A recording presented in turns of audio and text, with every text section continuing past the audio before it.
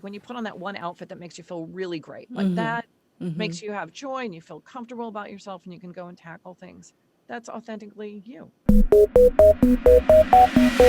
Hi, this is Mimi. Welcome to my podcast, Blossoming You. I've been waking up with the one goal in mind. How can I impact someone's life today? Even if I can just help one person or one soul to blossom to better version of themselves, I'll be happy. And I just made it the daily goal. And for that reason, I have this podcast.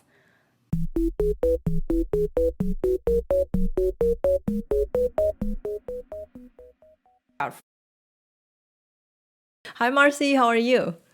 I'm good. How are you? I'm good. I'm so thankful that you agreed to join me today, and I'm super excited to talk about authenticity.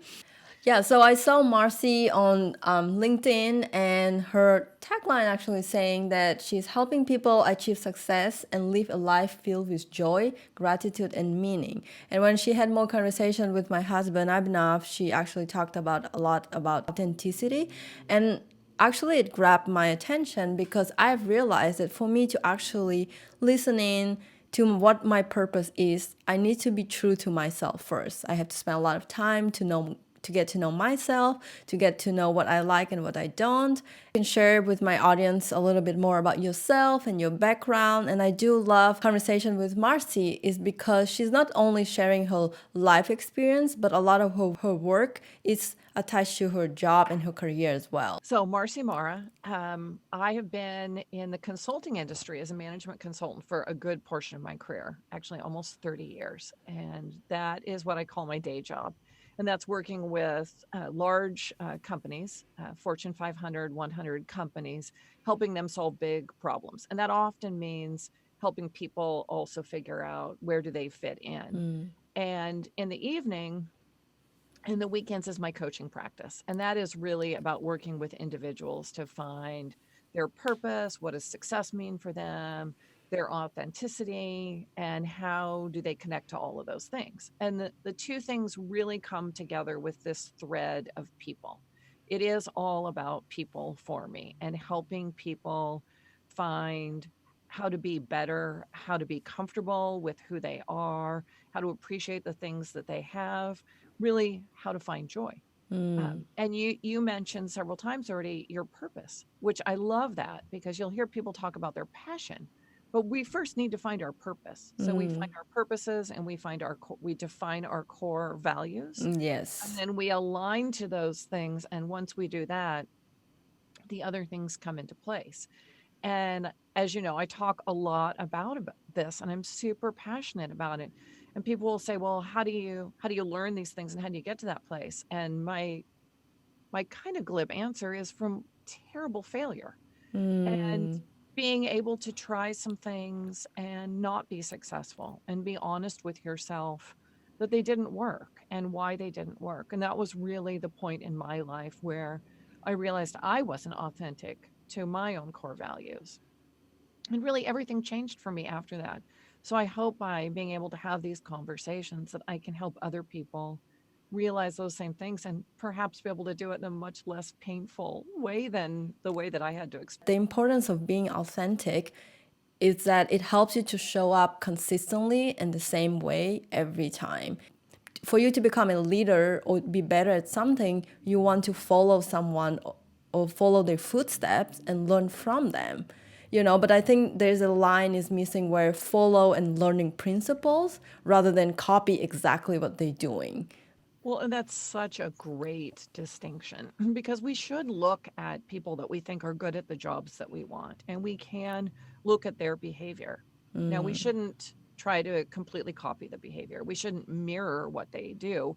We should look at the things that they are successful at and learn from that, and then apply those skills to how we see the world. So once we start taking information in and we make it our own, that's an authentic way to learn those skills. But if I do exactly what you do, like it might work great for you, but it could be ridiculously horrible for me. And you see people that you just know, like, that does not seem real or natural.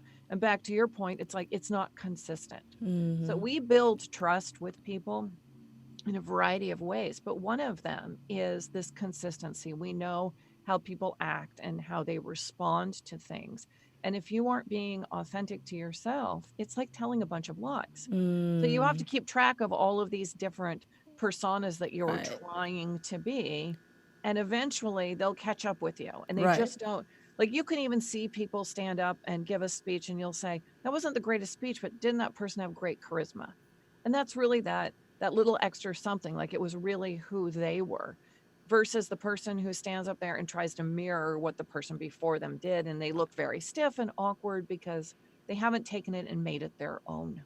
What exercises or things that you can do, in your opinion or from your practice, to really get to know you? I feel like I don't have time to waste. Like, I don't want to fail a bunch. I just want to fail 1 or 2 times and then, like, okay, I want to get it next time, you know? Yes, now I'm not saying we should fail in the same way multiple times. You should actually only fail once in that way and learn from that and Yeah, try other things. So like each true. time you fail, you learn new lessons from it.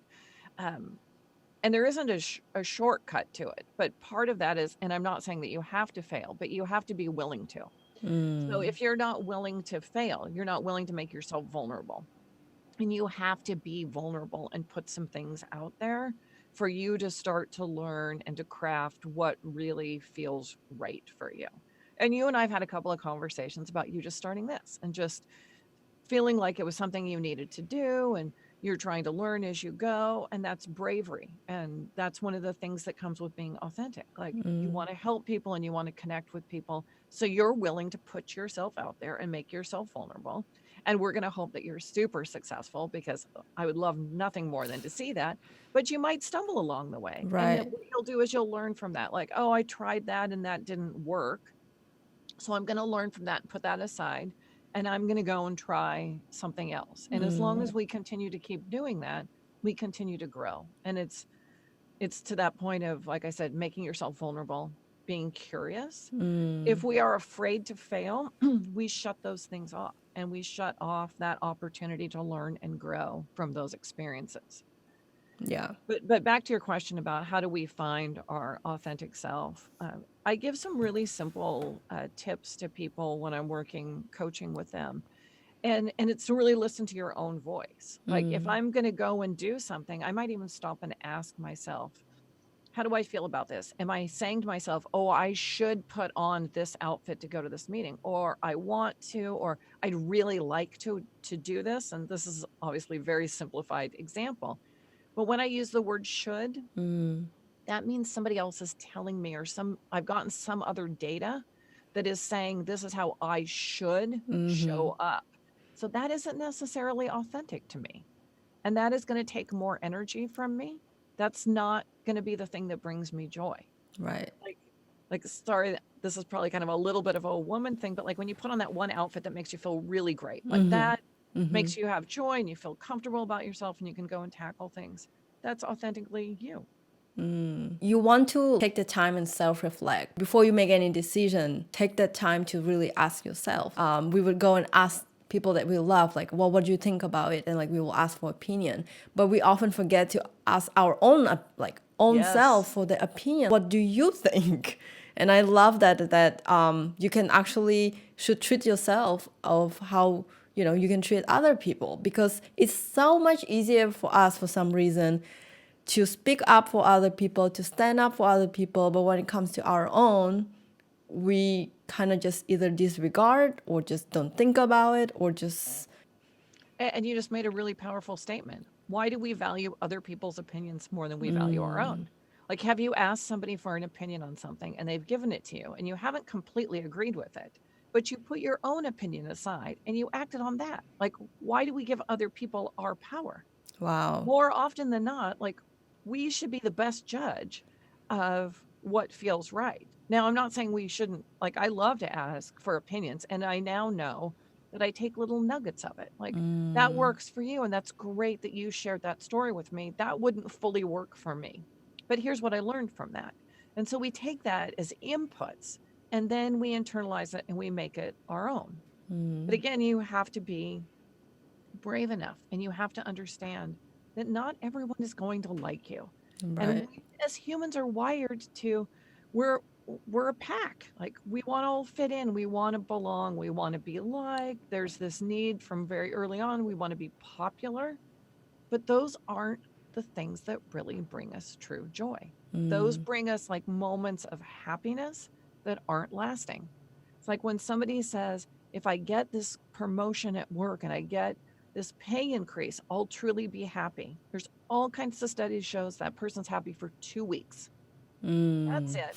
It's not really lasting. It's not that deep meaning, like a human connection in a relationship that can bring you joy for a lifetime. Very, very different things. So when you find your purpose and you align to your core values, the things that you do, the actions that you take, the things that you say, and the connections that you make with people will align to that too. And so those will all feel good. And those are the things of foundations of bringing people joy. I love that. So, for you to find your purpose, you really need to know your values.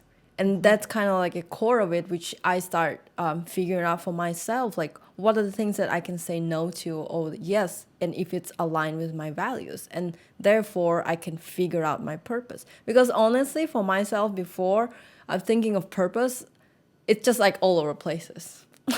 It's like, well, I love this. I always thought about what my passion was. Like, oh yeah, I love people. I love helping. I love creative art. I love video. So, but it was like all over places. But when you ask the question that out of all of those things, what is actually aligned with the value that you want to stand for? I want to known for helping people to unlock the limited belief. I want to known for helping people to find their purpose. But before for me to do that, I need to figure out on my own. To say no to things that not of us or like the things that are not aligned with our brand.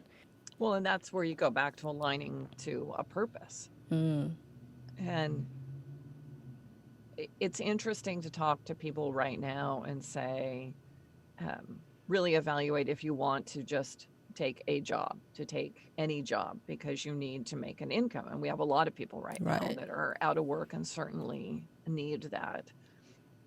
But the other thing is if you have defined your purpose and you think you know what that path looks like and you make a choice to take something for now, uh, how do you remain focused on that path? And how do you remain authentic and honest to yourself?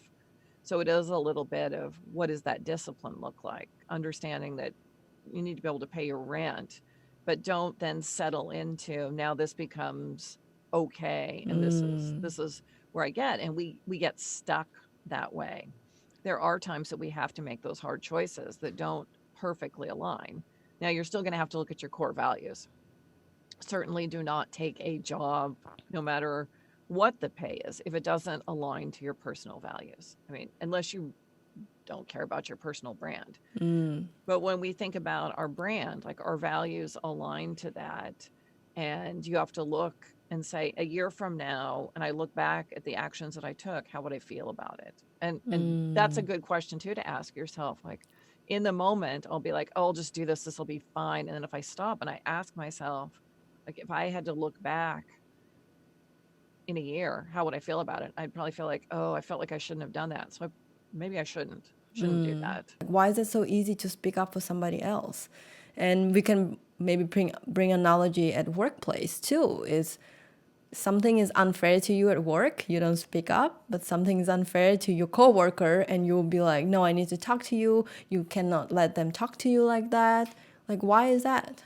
Well, it's a lot less scary to speak up for somebody else. If you speak up for yourself, then you have to ask yourself questions like, do I deserve this? And this is where we get into like our psyches and it's like most people struggle a little bit with imposter syndrome or am I enough? And so Yeah. if you're treated not treated fairly, you can look at it and say, oh, maybe I deserve to not be treated fairly, or maybe I'm not enough. And so if I go and I say this is unfair, I shine a spotlight on myself, which can be quite uncomfortable.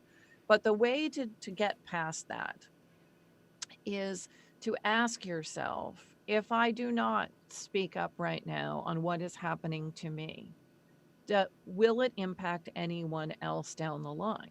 And as women, we often still have to deal with these things in the workplace, Right. unfortunately. Like, Right. we'd all love to believe that Me Too happened and everything is beautiful, but it's not. So if I don't speak up to something that's happening to me that's unfair, then all I have done is left that for the person that comes behind me to deal with it. And you and I did talk about this a week ago, and there's just moments where you have to push yourself forward. And I recently had to do that, and I had to elevate something that I didn't think was fair for myself and another woman in the workplace, and it was extremely uncomfortable. I'm not going to pretend like I have it all figured out. I was very uncomfortable about doing it. I sent the message, I hesitated, I was like, oh no, now I'm going to be in trouble. And then I had to ask myself, why would I be in trouble for pointing out something that was completely not fair or equitable? But Yeah. because I then started to think, well, then they would say that I didn't do this well enough. And you get like in this whole like spiral because we just won't give ourselves the same grace that we give other people. Much to your point, like, you'll ask other people's opinion and we'll Yeah. take other people's feedback, but we Right. won't listen to ourselves. And aren't we the leaders of ourselves? Like, we start with being in charge of how we show up and how we respond to things. And so that's work that I still do every day. And I talk to a lot of people about it. It's just so much easier to defend somebody else than it is to stand up for ourselves. But when we stand up for ourselves is when we set that good leadership example for so many other people that will be able to see that and say, hey, I'm enough and I should stand up for what's not right for me too. Right. I love speaking to you because I'm pretty sure a lot of audience that will be listening to these or will be in our virtual summit will be people that are working in the workplaces. And as a woman, we do get treated just a little different. And I wouldn't say but there's a lot of unfairness where you can speak up. Like, I do feel like you don't have a power of speaking up. And it's often very subtle. So these are the things that we have to look for too, is that it is very subtle and it isn't intentional. It isn't from malice. It is unconscious bias. And it can be 1% difference, but that 1% difference in the workplace can mean um, Joe gets promoted and you don't, Yeah. because that 1%, like, you had both had the same size of a team assigned to you, but he had two people that were rock stars and your whole team was more junior. And you might have looked at it and said, well, if I scrutinize it a lot, it doesn't look completely equitable, but it's okay because I can make do with this. And you probably could. And that's what we do. But would the team been divided the exact same way had it been two men? And we don't always know the answer, but we have to ask the questions. And that's that whole thing about being uncomfortable. Like, you have to say, does this look equitable to everybody else? And just sometimes let that sit. And then somebody will be like, oh, I hadn't thought about it. No, maybe it isn't. So you don't have to come in with guns a-blazing and say, this is completely unfair and I'm not being treated right and I'm going to fail, but to be able to elevate and ask the questions, because every time we don't, we do leave it for somebody else. And it is why you look at statistically, it'll take still so long for even uh, parity of pay across gender. And it, it's a simple thing for us to fix now, but it takes all of us saying things. And it doesn't matter what level you are or how young you are in your career or how long you've been in the business. We all can see those things. We just have to stop and have enough confidence that our own opinion matters to be able to ask a question and ask the questions, assuming that people want to be fair and equitable and that we all have unconscious biases. Right. And the reason that they're called that is because people aren't aware of them. So unless we ask the questions, they may never surface. How do you ask for promotion, or how do you bring up the tough questions, or how do you bring up the hard situation when you're a woman, you with a strong opinion, but you don't want to come across as a feminist? It's such a like a subtle line. I'm gonna tell this funny story. I used to be that independent by myself. And my boss actually one time he ordered a cabinet for the it came in. He's like, yeah, so maybe you can ask some guys to help. I'm like, no, I can do it myself. It took me so long, and at the end, I realized that I put one of the cabinets backwards. So it's a funny small story, but it comes from a place that I thought that I can do it all and I have to be the strong woman and especially show up strong so that I can be looked at equally. But but there's certain things that there's beauty in being a woman and still be a powerful voice for the workforce. Well, and this is where you think about the difference between things being fair and things being equal. And those aren't the same things. So being treated fairly is okay, you're a very petite woman. Like to think that you would carry cabinets and there would be a very large person, could be a man or a woman that could carry the cabinets. You wouldn't expect you both to do that. That's just fair. Got it. Uh, so we have to also sometimes put our egos aside and be brave enough to say, I need help. And that example that you gave was definitely about size and strength. And so we apply certain gender stereotypes to that. Although I know some women that are much stronger than most of the men that I know and are professional CrossFit people. But when we look at most of the things that we need to ask for help for in the workplace, it isn't a man or a woman. It's who has the right skills and who has the right talent. We all have our strengths and weaknesses. So again, part of that, like you understand your purpose and your values and what's authentic to you, and you have self-awareness about what you're good at and what you're not. Some people are great at public speaking and others aren't. So you start to find people that you pair yourself with. I have a great relationship with one of the other partners in the consulting firm that I work with, and her and I have very opposite styles. She's very analytical. I'm very creative. So I like the big picture. She likes the details. And a couple of years ago, we figured that out. And so we partner a lot because we know together we can help each other be better. And we're okay. Like when we figured that out, it's like, pride aside, like you are so much better at analytics. And she's like, I'm never going to come up with anything that isn't like super boring looking. And so when we come together, it's a better product. But we have to be vulnerable. Like we had to say, I think you're better at this. I could use some help in this area. Do you want to go and partner? And that's also what happens when it's promotion time. Find people that can be your sponsors. So we talk about mentoring and coaching and people that can teach us things, but often, much like it's easier to stand up for somebody else, if you get somebody to sponsor you, they can also have conversations on your behalf. And depending on how the organization is structured, they may be in meetings that you're not, that can say, oh, this person really has done these amazing things and help Right. speak on your behalf. So it doesn't feel like, hey, I'm the greatest. Like, you need to promote me. Like, I'm not doing self promotion, but I've started to build a network. And it isn't something, frankly, that women historically have done very well. You look at how men in the workplace create groups of support around Yeah. them and they help each other get promoted. And it often feels very unfair to women, but it's because women haven't done that work.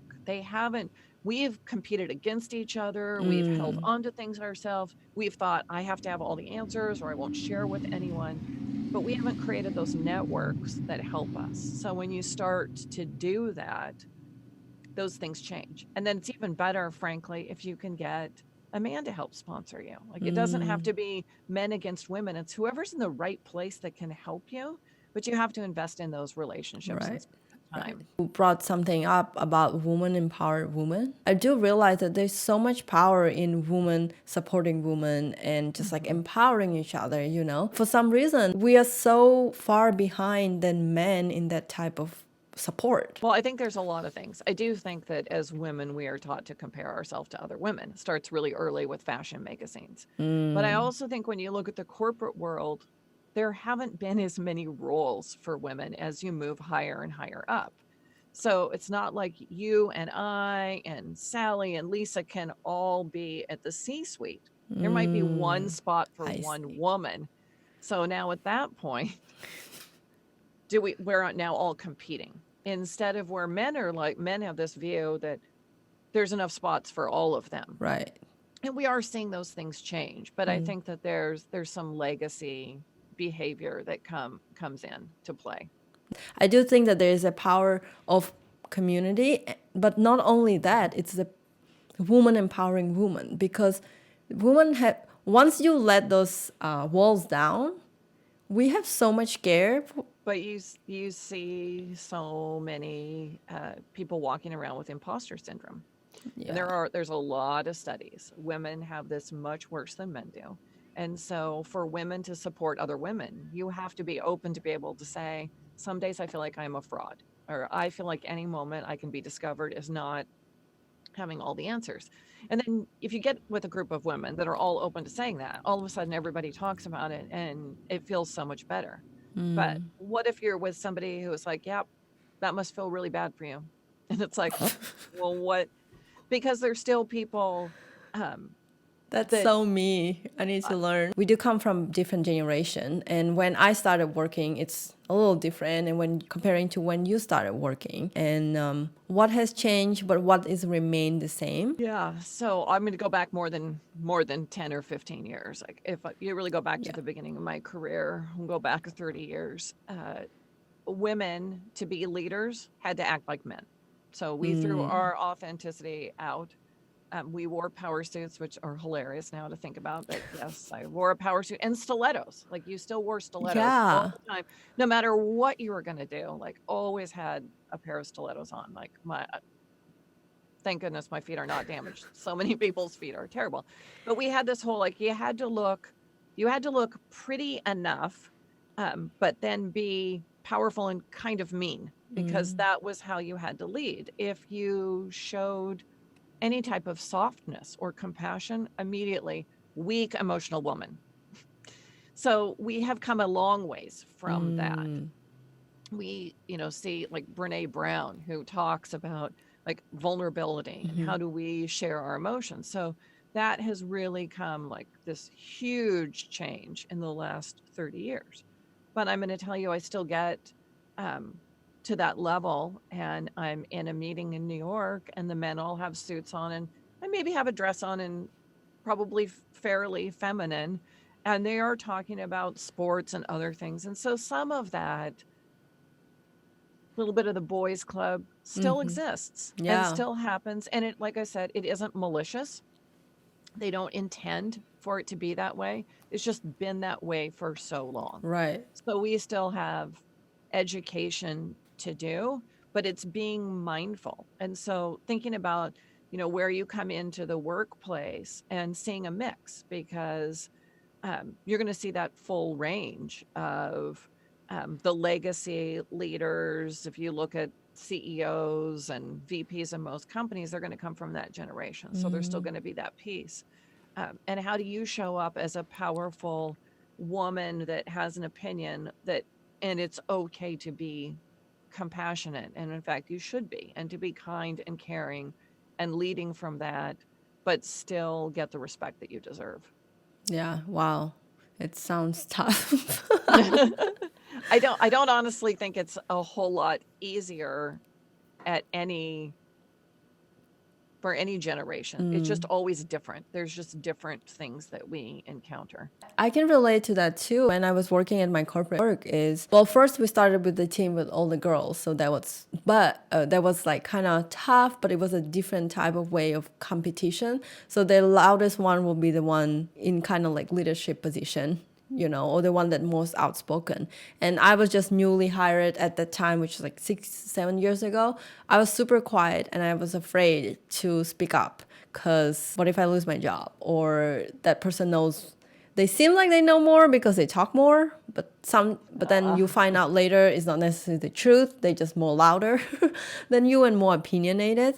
But later on, we had more guys on the team, but I didn't know how to still navigate between. And I would come out as a bossy, especially guys. They would tell me like, "Wow, you're so bossy," and don't tell me what to do in the like funny way, but I take note. How do I still be a woman? still be at the leadership position and able to speak up, then not become this like the micromanager person. So there's a lot of things there. Um, the first thing is when somebody told you were bossy, did you actually stop and look around at how the other people were behaving? Because I think that's always a curious thing. Like, I think we take other people's inputs, and it's good to hear them. But did you stop and ask yourself, is that true? Or did you get told you were bossy because you're a little petite woman and that person thought that you should show up in a different way? Yep, that's what exactly it was. You're too quiet in the meetings. I need you to speak up. You won't get promoted unless people know your opinions, or you need to contribute more. Then you start to contribute, and then you're bossy. So where do you find that sweet spot? Right. But some of that is helping other people recognize that they have unconscious biases. Like if Bob says the exact same thing that you do, but nobody calls Bob bossy, then that's a problem. Yes. And so being able to be comfortable enough to say, I heard what you said and that you think that I'm bossy. Can you give me an idea about how I could have handled this in a different way and we could have still gotten the results? And at that point, you help other people start to recognize that maybe it's them and it's not you. And maybe it was you. Like I had my own times where I was super bossy because I was trying to act just like the men were that I was watching, and they were very command and control, and it wasn't natural to me.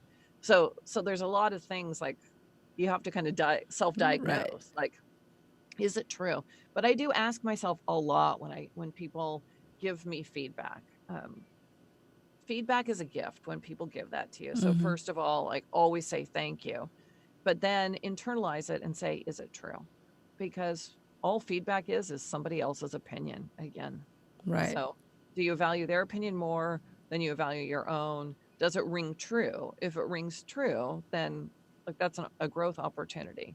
But there's times that we are all given feedback that isn't true. It's somebody else's opinion about how they think you should. And I use the word should intentionally, how you should show up.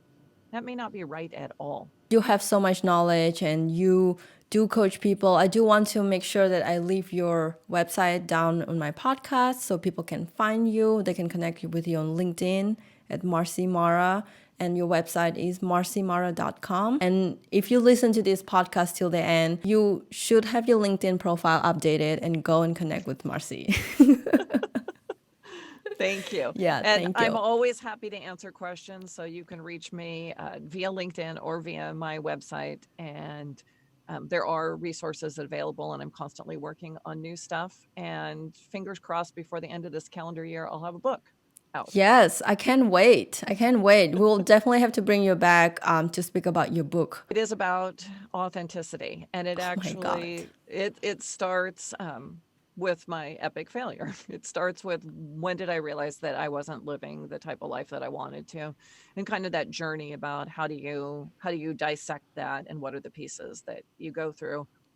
And it'll have some reflection questions in there for authenticity and gratitude and purpose and Love it. diversity. We're also hosting a free virtual summit at the end of this May, where Marci will be sharing more on the topic purpose. Interested to actually hear Marci live, you should join us, and I will leave the link below so then everybody can find it. Thank you, And I'm Marci. smiling and cringing a little bit. We're going to be live, so this will be fun for us. Yes. We'll be live.